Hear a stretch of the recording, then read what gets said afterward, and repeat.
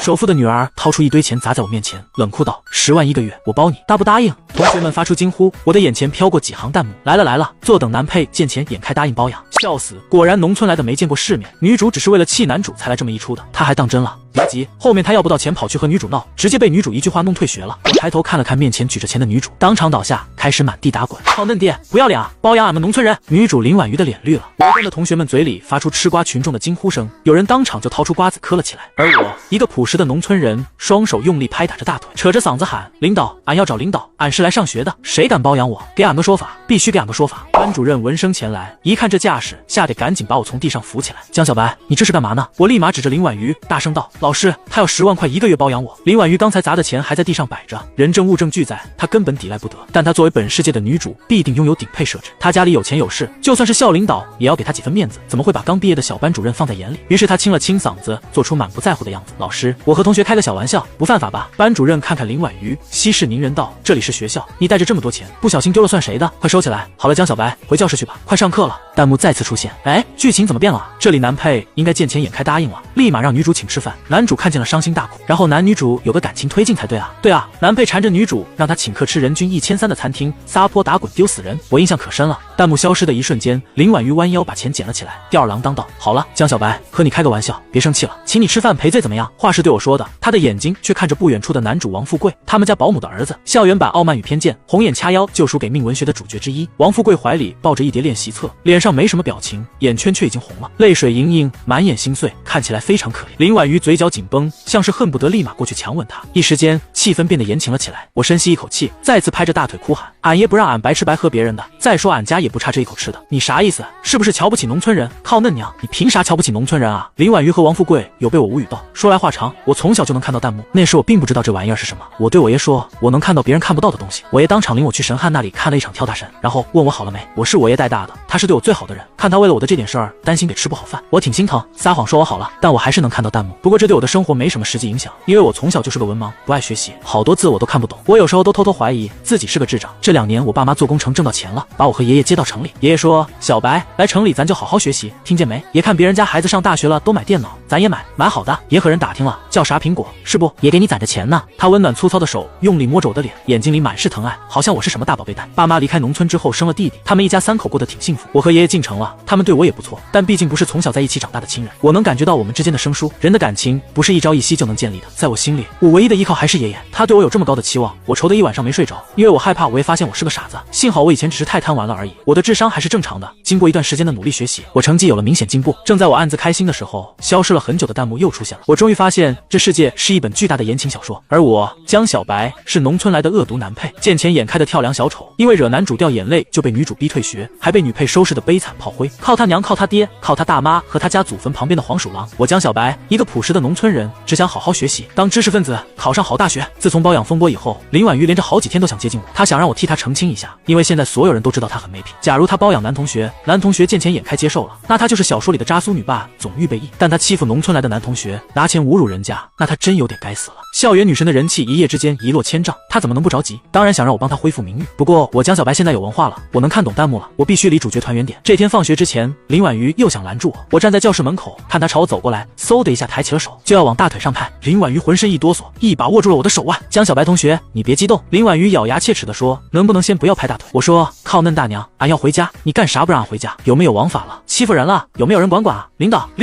给俺个说法。是的，他还是幼稚了，不拍大腿我也可以喊，只不过略微失去了一些节奏感，不影响什么。林婉瑜抬起另一只手，一把捂住了我的嘴，别喊了，算我求你。他有点崩溃地说，咱们好好聊聊行不行？虽然我从小就帮着我爷干农活，有一把力气，但他从小练瑜伽，还喜欢跳舞、游泳，身手矫健，力气也不小。于是我们势均力敌地撕扯了起来。就在形势水深火热之时，教室角落里突然传来一声啜泣，王富贵气得脸色铁青，眼眶微红，拳头攥得紧紧的。林婉瑜，别太过分了，我还在这里呢，你拿我当什么？王富贵咬着牙说出这句话，阴沉的眼睛死盯着我们看。说实话，我可太欣慰了，看到了吧？爷，我不是智障，真正的智障另有其人。我都要把林婉瑜头发薅掉了，他还以为我们在深情抚摸彼此呢。林婉瑜焦头烂额地说，我等会儿再和你解释。王富贵走到我们面前，冷着脸说，事已至此，还有什么好解释的？他把目光移向我，好像整个人都要爆发了，却扬起下巴，傲然道，我祝你们幸福。我去。不知道在傲什么，撂下狠话，他扭头就走。看门的人一看这样也不敢拦了，我眼疾手快，就像逃地铁票一样，紧贴着他的后背，和他一起挤了出去。林婉瑜赶紧追出来，他在我们俩之间摇摆不定，不知道先追谁。我还急着回去背单词呢，能让他抓到。于是我一把扛起了王富贵，嗖的一下把他横着摆在走廊中间当减速带，然后扭头就跑了。那天我背了20多个单词，听说林婉瑜和王富贵大闹了一场，坐天坐地，女莫男泪。哼，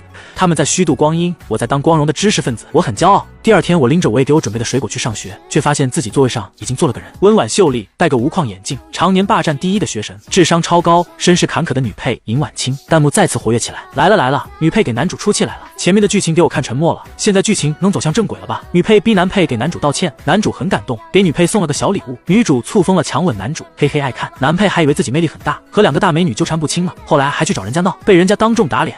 我看完弹幕又去看尹婉清，她起身低头俯视我，我跳上桌子弯腰蔑视她，她被我吓了一跳，你先下来行吗？她无语地说，我叉着腰中气十足道，那你蹲着和我说话，要不然我还得抬头看你，累脖子。她点点头，我从桌子上跳下来坐好，她慢慢蹲下去抬头看我，我忍不住揪了个葡萄扔给她。尹婉清嘴角一抽，问你干什么？我嘿嘿一笑道，不好意思，我老家养的那个大狼狗蹲下和你差不多高，我每次看到它就忍不住扔点吃的，条件反射。她咬着牙一字一顿地说，狗不能吃葡萄，我又没喂狗，这不是在喂你吗？尹婉清的脸色瞬间黑了，我靠，哈哈哈哈，完了完了，女配自尊心超强的，这下她肯定要想办法把男配制服了。我最喜欢女配了，永远不会输的聪明人最后为爱认输，和女主共享男主，等不及看她怎么收拾男配了。看完弹幕，我掏出苹果啃了一口，对她说，找我啥事？我听说你昨天把王富贵惹恼了。我点头，咋了？她表情冷下来说，去给他道歉。我刚准备抬手，她就说，前几天考试我和你在一个考场，我发现你作弊了，但老师好像没发现，不如我去提醒他一下，监控应该拍到了。说实话，那一瞬间我冷汗都下来了。她说的是真的，考试之前我压力有点大，就悄咪咪弄了个小纸条，但事到临头，我担心万一被抓到了告诉家长，我也肯定特别失望，所以我把纸条掏出来一下，又心虚的赶紧放回去了，还在心里发誓以后一定要老老实实的学习。没想到居然被他看到了，不是，怎么教室里还有监控啊？这些狡猾的城里人！我紧急思考了一下，故作镇定道，好，我听说你很聪明，不如我们来比赛，赢了听你的去道歉，输了你就把这事儿烂肚子里，怎么样？比赛？好啊，我最喜欢比赛了。比什么？他看起来信心满满，这很合理，毕竟他智商奇高，横扫各种比赛，奖牌拿到手软。平时别人想放空大脑去刷手机，他想放松去做高考真题。我写了一堆纸条，装在笔袋里摇了摇，递给他，你自己挑一个项目。他随手抓了一个，打开一看，上面赫然写着2个大字，插秧。我笑得很朴实，嘿嘿。他有些呆滞地说，插秧。我拍拍他肩膀，找个场地比一下，我插秧可厉害了，5分钟插1块田，你看。为了证明自己所言非虚，我掏出手机给他看，屏幕上是我爷爷录的我帮他插秧的视频。只见我身形矫健，动如脱兔，嗖，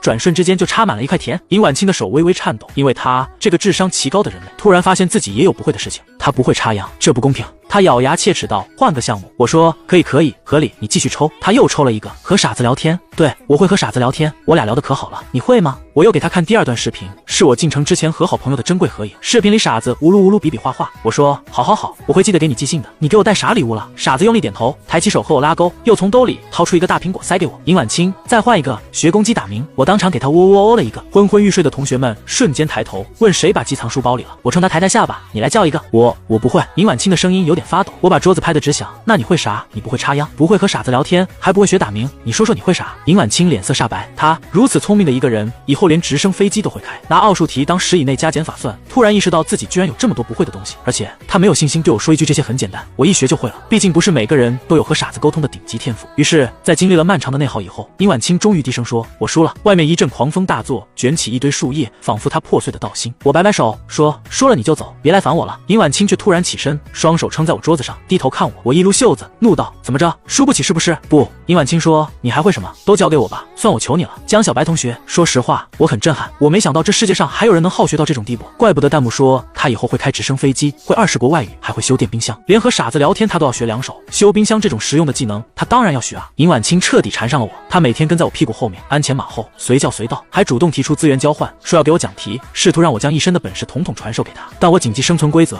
这3个人我一个都不要搭理，我要让他到死都学不会打鸣，气死他。因为尹婉清的异常表现，王富贵总是一脸哀怨地盯着我看。这天放学后，尹婉清又默不作声地跟着我，我突然觉得背后一股怨气袭来，回头一看，王富贵早已泪流满面。王富贵走到我身边，颤抖着说：“婉清，我找你一起吃晚饭，你不来，就为了和他在一起吗？”尹婉清说：“怎么了？”王富贵的泪流得更凶了。“你不是说我对你来说才是最重要的人吗？我们不是最好的朋友吗？现在我需要你。本来我算不出数学题就烦，他一哭我更烦了，不耐烦地啧了一声。消停了好几天的弹幕再次冒泡，男配还敢不耐烦上了？他到底知不知道女配为了男主能给命是什么含金量？剧情终于要走向正常了吗？我真怀疑前面看的是盗版，能不能切换到城市频道？安心，男主就是女配的命根子，坐等男配被打脸。点。这些弹幕看得我心头火起，我刚想让这俩人一起滚远点，突然从巷子里窜出来一只狗，那狗冲到我们面前就开始汪汪叫。王富贵被吓得脸色大变，尹婉清赶紧护住了他，气氛顿时变得严情了起来。我深吸一口气，汪汪汪汪汪，我叫的，汪汪汪汪汪汪汪，还是我叫的。狗愣了一下，然后扭头就走了。我冷哼一声，对王富贵说：“烦死了，你俩的事儿别把我牵扯进来。你看我搭理他吗？我对狗都比对他热情。”王富贵刚想说什么，尹婉清一把握住了我的胳膊，我警惕地后退一步，皱眉道：“干什么你？”尹婉清激动地说：“你刚才是把狗吓走了吗？你连狗语都会，你还会什么？教我吧，求你了，滚开啊！”我一脚踹在他腿上，学个屁狗语，你有这个天赋吗？尹婉清学我刚才的声调说：“汪汪汪！”王富贵尖叫一声：“尹婉清，你不是说只做我一个人的狗吗？”我也尖叫一声，紧紧捂住了自己的耳朵。俺李娘爱，你们城里人这是弄啥来？俺不中了。那晚尹婉清给我发了好多条消息，拼命解释王富贵的话不是那个意思。我说放过俺吧，俺真的不中了。尹婉清，如果你真的介意的话，从明天开始我可以和王富贵拉开距离。我现在真的很崇拜你，江小白同学，我从来没这么崇拜过一个人。我 shut up， 尹婉清是 shut up， 靠嫩娘，英语太难了。我彻底得罪了王富贵。第二天我去上学，他的目光如影随形，一刻也没有离开我，好像我把他的钱包、手机、游戏机一起偷走了，真是瘆得慌。下课的时候，他又眼眶红红的起身，走到我面前，颤抖着声音说：“江小白同学，对不起。”然后他深深的给我鞠了一躬。弹幕嗖嗖飘过，天，男主太可怜了，我真的心疼了。你们都说他渣，在女主女配之间摇摆不定，但他的生活里只有他吗？就是男配到底想干嘛？抢完了女主又抢女配，非要把男主的一切都抢走。男主爸爸对他不怎么关心，还总有人拿保姆儿子这个身份讽刺他。要不是女主女配的保护，男主能不能读完高中都不一定呢。我心头一股无名火起，刚想说话，一瓶发胶就被扔到了我的桌子上。啊，不好意思，没扔准，再试一次。王富贵不要动哦。几个帅气男孩挽着胳膊走过来，带头的那个从校服口袋里抽出一管剃须膏，扔到了王富贵的头上。耶！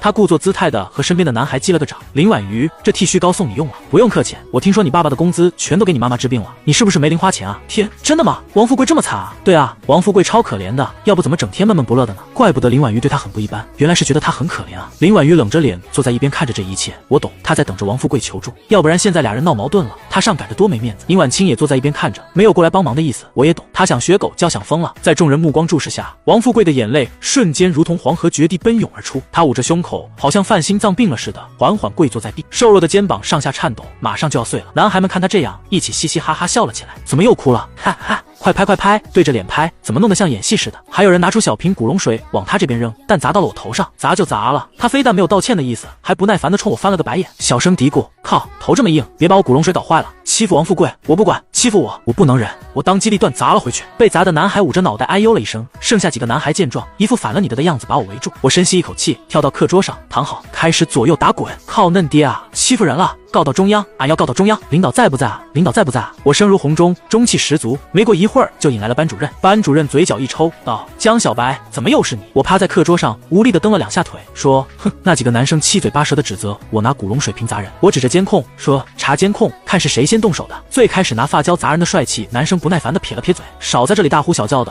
你是不是不知道我爸爸姓什么？信不信我一句话让你退学？”我立马掏出手机对着他的脸狂拍：“你爸姓啥？来来来，你说你爸姓啥？欺负同学你还有理了？你知不知道我爷姓啥？我爷姓江，你上我们村里打听打听，谁不知道老江大爷78了一身毛病，临死前唯一的心愿就是看我上大学。你让我退学是吧？好，你等着，我这就给我爷打电话。爷，俺不活了，咱俩一起吊死在学校门口吧。”那男生一口气没上来，一副被噎住的表情，半天都没说出一个字。班主任好像要晕倒了，缓了缓，他扶着额头，当机立断地说：“到底是谁先动的手？给江小白道歉，快点！”所有人的目光都集中在动手砸我的那男孩身上。那男孩哇的一声哭了出来，他一边哭一边给我鞠了个躬，说：“对不起，你千万别给你爷打电话。”我跳下书桌，把手机锁屏，一挥手，大度地说：“中。”闹了这么一通，上课铃响了，大家都各自回座位，王富贵自然也回去了。整节课我都能感觉到他在盯着我，我实在是受不了了。什么男主光环，我就算被女主和女配合伙收拾也要挑战一下了。我江小白只想学习，考上好大学，让我爷爷开心。我谁了？好不容易忍到下课，我把笔一摔，当机立断起身朝王富贵走过去。王富贵也起身朝我走过来。与此同时，一直看戏的林婉瑜和尹婉清一同起身，我们4个人在班级的中心诡异的集合了。就在我开口之前，王富贵突然握住我的手腕，说：“江小白同学，谢谢你。”我愣了一下，茫然问：“谢我啥？”“谢谢你给了我反抗校园霸凌的勇气。我过去一直为了自己的家庭自卑，但看到你，我觉得自己简直大错特错。我要向你学习，堂堂正正的活着。”说完，王富贵郑重其事的给我鞠了一躬，又说：“晚上放学我们一起走，好不好？我真的好崇拜你，我有好多话想和你说。看不懂你们城里人，不好，他晚上要教我学东西。”尹婉清说：“他还没帮我恢复名誉，你们能不能别和我抢？”林婉瑜不耐烦的打断他们：“信不信我爸一句话让你们退学？”王富贵也怒了：“你信不信我告到中央？我忍你很久了，你知不知道？再说一次，我真的看不懂你们城里人。”趁女男主互啄，尹婉轻悄摸摸把我拽到一边，小声说：“别管他们，你先和我说说为什么你叫了2声狗就走了？你是怎么学会狗语的？”俺真的不中了。从那天开始，主角团开始对我产生了浓厚的兴趣。在他们连续7天给我投喂早餐，并且为了我多吃谁的一口差点打起来之后，弹幕终于炸了，受不了了！我是来看女男主和女配感情纠葛，顺便打脸奇葩男配的。这是什么？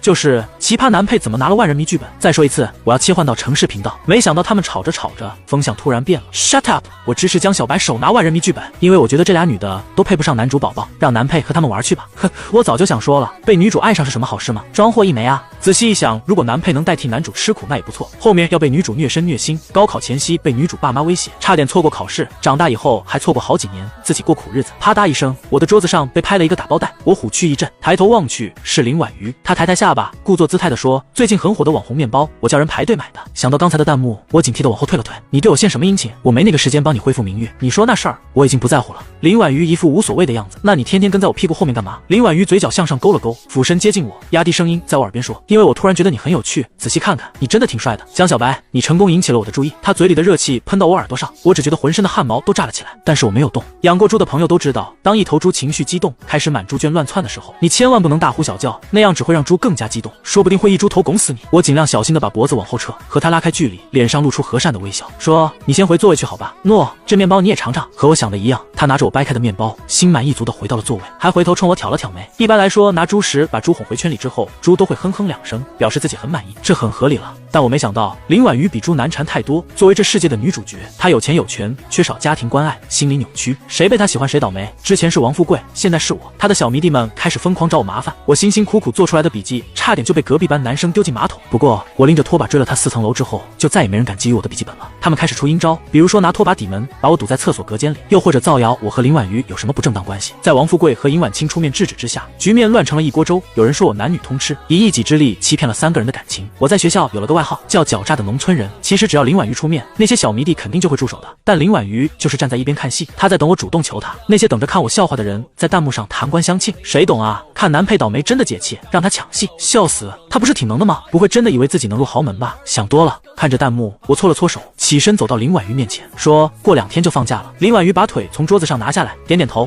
你是想说放假了见不到我，你很开心？你不知道这种故作倔强的话听起来像调情吗？我摇头，我是想说你要不要和我一起出去玩？林婉瑜愣了一下，嘴角向上勾起，带着笑意说：“好啊，既然你都这么主动了。”然后他就坐上了开往榆树村的拖拉机，他价值34500的外套溅满了泥点子，整个人随着拖拉机的节奏颤抖，嘴里发出的声音。江小白你你把我带哪儿来了？我裹紧了自己的冲锋衣，闭嘴不语。呵呵，谁张嘴谁吃灰，傻子才张嘴。拖拉机开到村里，我潇洒的往下一跳，顺手把虚弱的林婉瑜从拖拉机上拽下来。她腿软，整个人靠在我身上，在落地的瞬间闷哼了一声：“爷，我带同学回来了。”我大吼一声，拎麻袋似的拎着他往家里走。我爷赶紧颤巍巍的从屋里出来，眉开眼笑的说：“回来了，快进屋。”农家小院被打扫得干干净净，屋子里也收拾得利索，阳光洒进来，照亮饭桌上摆着的大胖馒头，冒着热气的烩菜，还有一盘颜色鲜亮的凉拌菜，香死我了。我把林婉瑜往凳子上一扔，脱下冲锋衣就开吃。林婉瑜死机了，歪歪斜斜地坐在凳子上不说话。与此同时，弹幕复活。我的天，男配这是想用家庭的温暖打动女主吗？好土啊！不会真的以为女主会被几个馒头打动吧？女主爸妈只是工作太忙了，没时间照顾她而已。平时可是要月亮不给星星的，她缺这几个馒头吗？林婉瑜抬起眼皮看了一眼桌上的饭菜，唧唧歪歪地说：“我不吃快碳。”啥快碳慢碳？听不懂，爱吃不吃，不吃饿死你。我闷头吃饭，头也不抬。我也耳朵聋，听不见他说啥，看他不吃东西，问我这孩子咋不吃饭？我吼他来的路上吃了，你不用管他。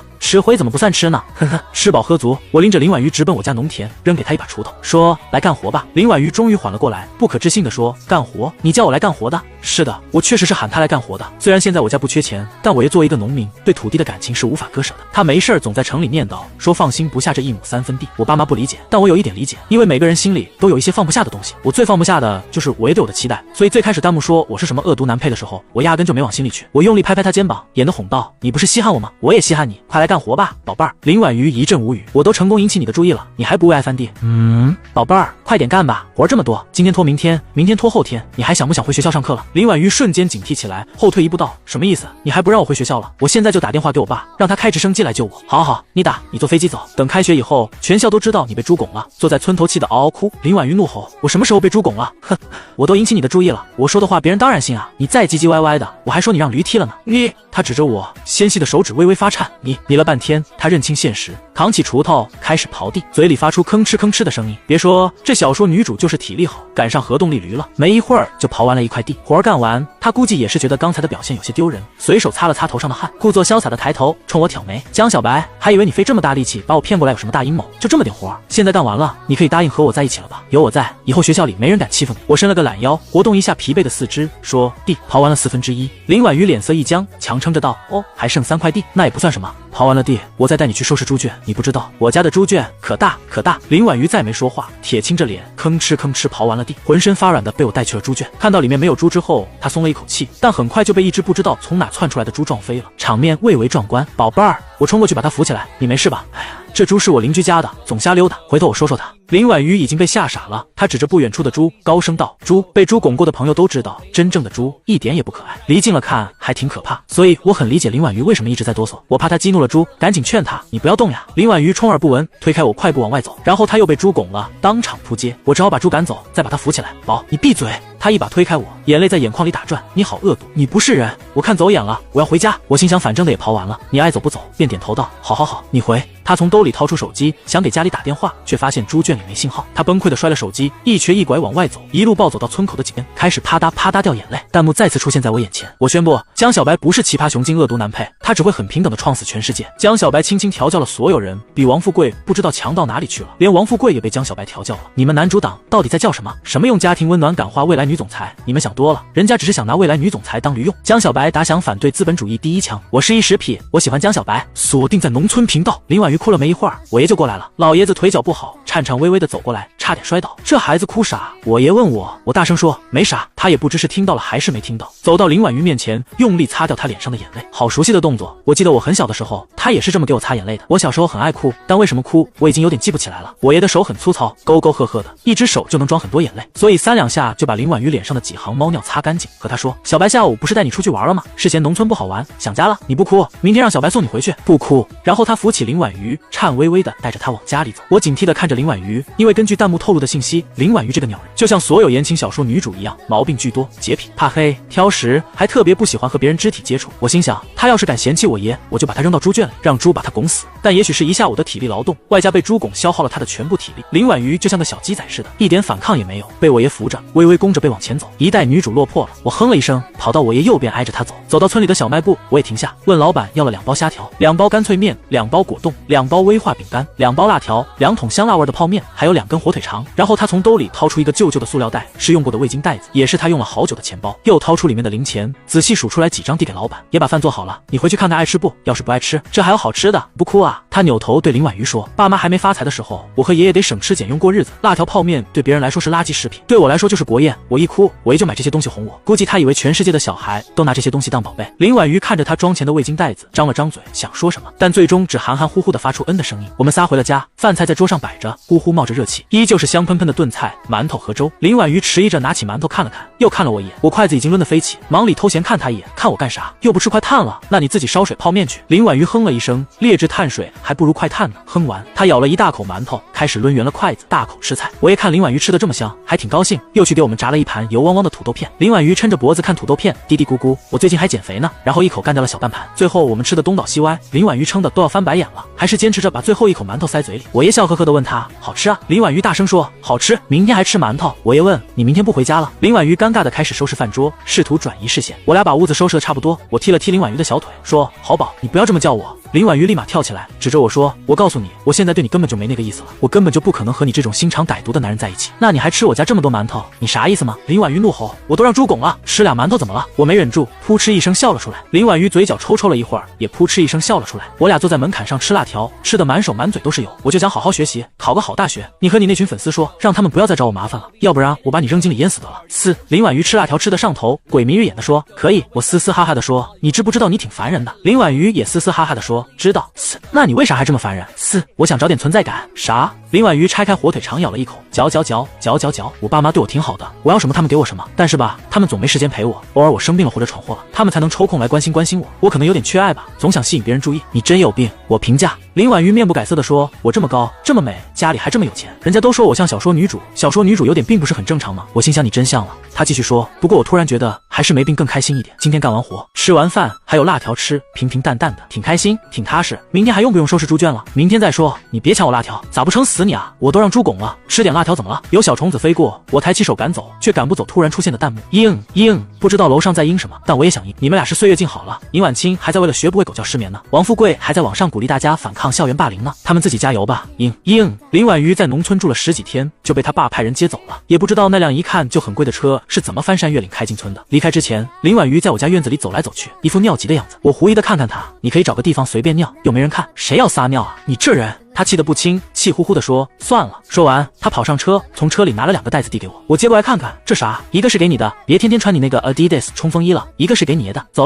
了，学校见吧。说完，他头也不回地上车了。我把袋子里的东西拿出来一看，是一件新的冲锋衣，一看就是牌子货。另外一个袋子里的东西包装的还挺严实，我拆开是一个钱包，簇新，油皮泛着光，闻起来一股人民币的味道。我进屋，把钱包拿给我爷，大声说：“爷，小林走了，这是他送你的。”我爷正在给我缝鞋垫，闻言意外地问：“他啥时候走的？咋不和我说一声？就刚才嘛。他吃了咱家这么多饭，不好意思见你呢。”我把钱包塞给他，不出意外，他仔仔细细看了半天，很宝贝地收起来，说以后再用，嘴里还唠叨：“咋不和我说一声就走了？这孩子，我好蒸点馒头给他带走。”其实我知道他为什么不和我也打招呼。车开走的时候，我看到他偷偷擦眼泪了，呵呵，软弱的女人活该被猪狗。在开学的时候，我的时间变得更加紧张。王富贵说我是他偶像，尹婉清说我是他老师，林婉瑜没事就来请我吃辣条，好和我换几个我爷蒸的馒头。我快要被他们仨折磨死了。在我发了几次火之后，他们3个把我的生活安排得明明白白。王富贵组成我的兄弟，陪我上厕所，陪我吃饭，还经常给我分享物美价廉的帅气外套。尹婉清做我的私人家教，有他这个学生授课，我的成绩突飞猛进，但我还是教不会他狗叫，这真的看天赋。我也很遗憾，林婉瑜不知道和那群小迷弟说了什么，没人来找我的茬了。他借此邀功，偶尔找借口去我家蹭饭。在我家，他表现的完全就是一个正常人，很有教养。有一次我爷爷犯了心脏病，还是他托关系找人看的专家。城市里的生活好像也很好，虽然这里很大，但我有家也有朋友了。就这样到了高考前一天，我们4个坐在我家楼下吃辣条，嘻嘻哈哈聊一些有的没的。许久没有出现的弹幕又一次浮现在我眼前，要结局了吗？好舍不得。话说为什么这整个剧情都是歪的？虽然后面的校园温馨日常也好看，但我是想看男女主爱来恨去，外加打脸恶毒男配的。怎么这个恶毒男配一点也不恶毒？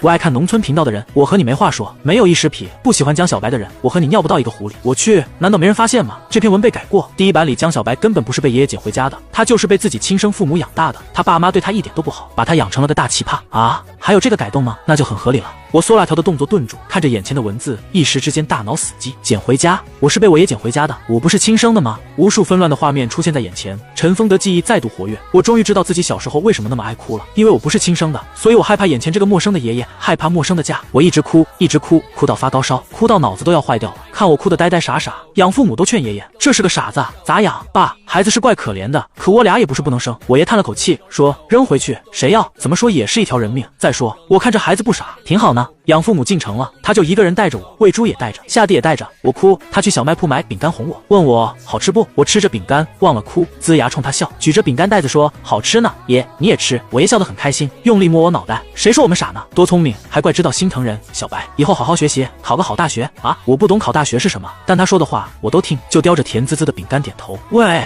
小白，你怎么了？王富贵慌张的声音把我从回忆里唤醒，他掏出纸巾给我擦脸，我这才反应过来，我哭的脸上都是眼泪啊！没事没事，辣条呛嗓子了。我赶紧擦掉脸上的眼泪，摆摆手说真没事。他们仨我看了半天，确定我没事之后才放下心来。林婉瑜说别吃辣条了，我都饿了，几点开饭啊？我起身拍拍裤子上的灰，走，上楼吃饭。我们一起上楼，家里已经摆了满满一大桌子饭菜。爸妈不让爷爷干活，但他仍然坚持蒸了一大锅馒头，说我们爱吃。吃饭前，一向最能说会道的林婉瑜举杯，有模有样的代表蹭饭3人组，对我们家的热情款待表示了感谢。我爸妈和他客气几句，大家拿起筷子开吃。风卷残云后，蹭饭3人组离去。我爸妈和弟弟说怕打扰我复习，3人一起出去遛弯了。我心思杂乱，看不进去书，装模作样的看了一会儿，走到爷爷的房间，蹲在他床前说爷爷。我爷笑眯眯的说干啥？我也笑眯眯的说没啥，我高兴呢。你高兴啥？我觉得自己挺幸福呢。第2天我早早起来去考试，进考场之前，我回头看了看爷爷，他身形有些佝偻，被爸爸和妈妈扶着，站在树荫下看我。突然想起早上他偷偷和我说，他攒够钱了，够给我买苹果电脑了。我深吸一口气，冲他吼：爷，我走了，考试去了。我也不知听清了还是没听清，一个劲儿点头，示意我进去。我笑着冲他摆摆手，大步走进了考场。我江小白，一个朴实的农村人，只想好好学习，考上好大学。